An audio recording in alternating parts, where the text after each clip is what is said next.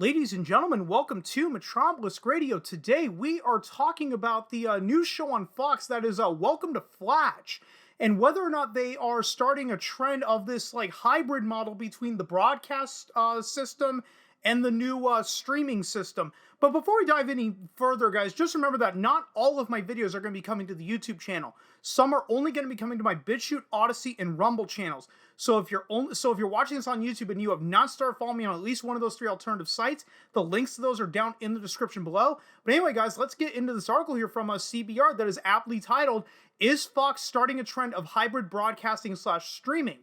Fox's experiment with its new mockumentary comedy, Welcome to Flatch, may help bring the streaming audience back to broadcast television. I would say in theory, yes.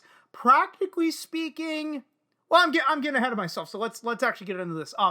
Fox is trying something new with its mockumentary sitcom Welcome to Flatch, and it could be beneficial to other networks to see if it pans out. While it's common for networks these days to have joint releases with streaming hubs such as Netflix or Hulu, usually episodes don't move to streaming until well after they've aired on broadcast television, or in Hulu's case, the streaming service plays the episode live along with regular cable services with added subscription fees, or the episode goes on to Hulu the very next day. Because remember when Hulu first started, their old tagline was next day TV.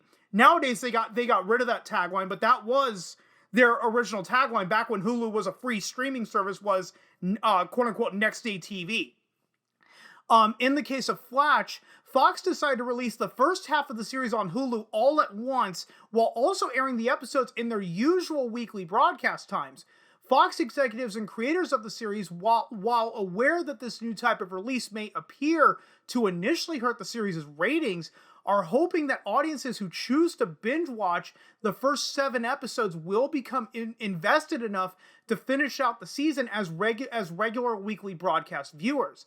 This release method gives their audiences a chance to fully test the quote-unquote product before deciding to commit, as opposed to getting just a small taste had Fox only offered the pilot on streaming in tandem to their broadcast release.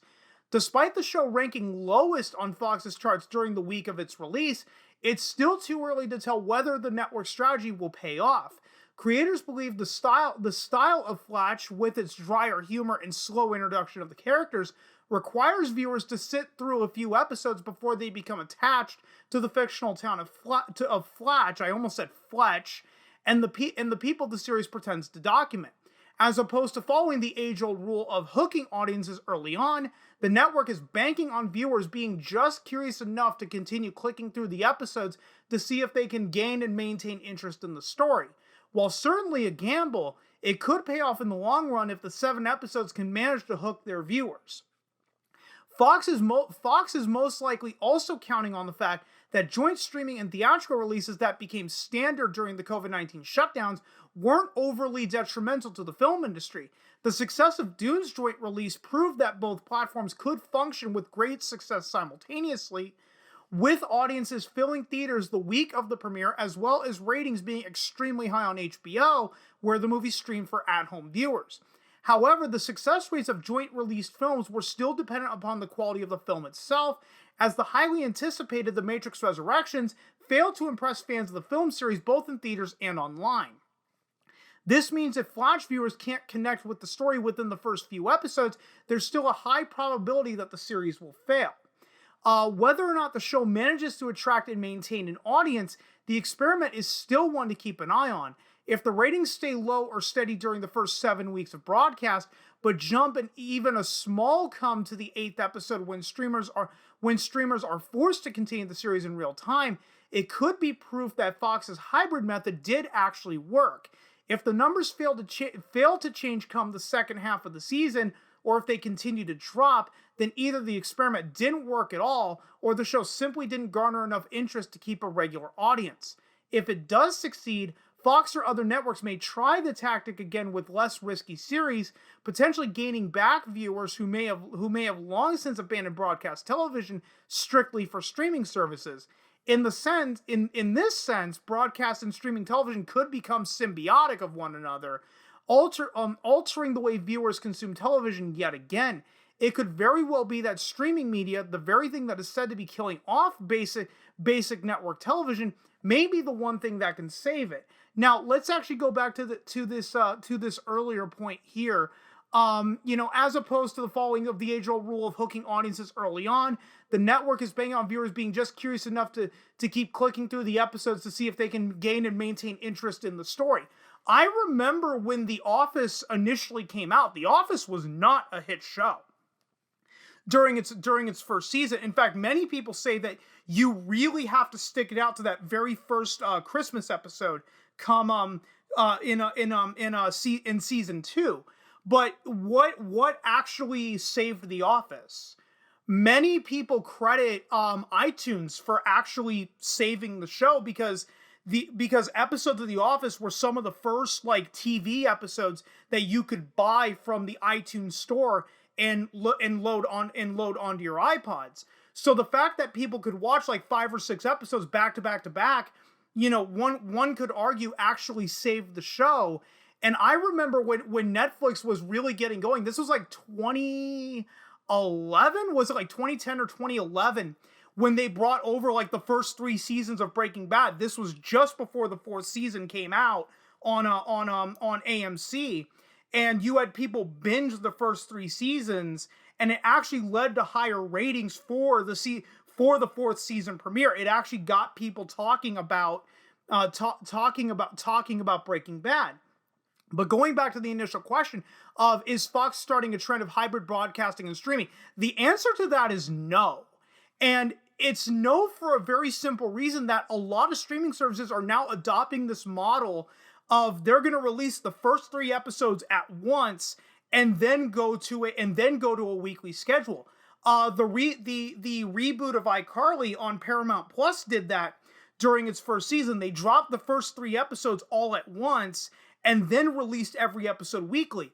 Season 2, as I'm recording this, just dropped, and they dropped the first 2 episodes of season 2, so you can binge them back to back. And I guarantee you, they're gonna drop all the other episodes weekly. And there are many other shows adopting this format. On Netflix, there was a reality competition series called The Circle, in which they dropped the first 4 episodes during the first week. Then they dropped the next 4 episodes the second week, and then they dropped the last 4 episodes the third week. I could see why they were doing that. It was to keep people talking about the show. It was to keep people coming back to see the next 4 episodes, the next week, and then the final 4 episodes after that. That way, people didn't just talk about the show for a week and then stop watching it. So no, Fox is not starting the trend, because the trend is already happening. The difference is, with Fox, what they're hoping for is that the streaming audience will come back and watch it on the Fox network on basic cable, whereas the streaming services are going to drop the first 3 episodes and then release the other episodes weekly on the exact same service. There isn't a dedicated time slot when you have to watch the next episode of Tokyo Vice, which just dropped on HBO Max, was a 3-episode premiere. They dropped the first 3 episodes so you can binge them all back to back to back. But then when episode 4 comes out, if you don't feel like watching it until a couple of days after it comes out, let's just say starting at 8:30 p.m., you're more than free to watch episode 4 of Tokyo Vice 2 days after it comes out at 8:30 p.m. versus, Welcome to Flatch, when is that airing on Fox? Let's just give it benefit of the doubt. Let's say it's in a primetime slot of, 7:30 what is a primetime slot? A primetime slot would be like, let's say every Wednesday at 9 Eastern, 8 Central. That's usually the primetime slot for a lot of shows. That's what Fox wants you to do. They don't want you to watch the episodes on Hulu the next day. They want you to watch Welcome to Flatch on Fox.